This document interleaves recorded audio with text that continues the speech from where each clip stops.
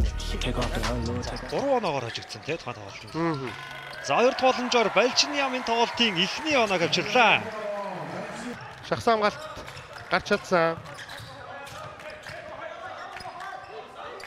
За баяр шахалны холболт их гоё болж байгаа доо төгөлтөр зайгаар шилжээд байгаа.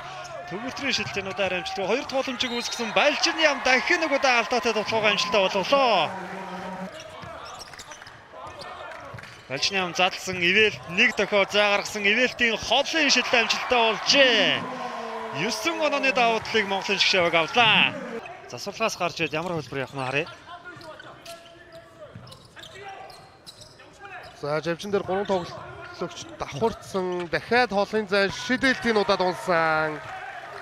Багийн 9 дэх оноо. За яг бол. За живжин дээр гаргаад өгсөн маш тайван шидсэн. Шидэлт оновчгүй болсон. Гэхдээ хоёр дахь боломжийг үүсгэлээ. За энэ удаад харин хоёр дахь алдахгүй. Тэгээд багийнхаа оноо 3-аар нэмжин да. Тодорхой секунд 14-өөс эхэлсэн Наан Чэн бөмбөг аваад 2-ын өдөөс ороо задлсан холын шидэлт амжилттай олсоо. За бөмбөг гараас харахад л орхоо мэдчихлээ да саяны тоглогч бол. Баяр шахлан.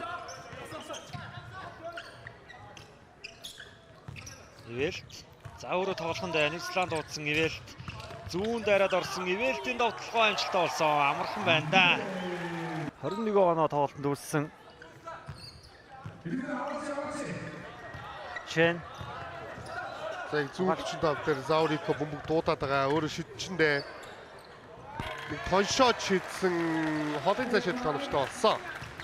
За хоёр дахь боломж үүслээ. Доошоо өгсөн амжилт. За яг тэр гарыг онцлоо.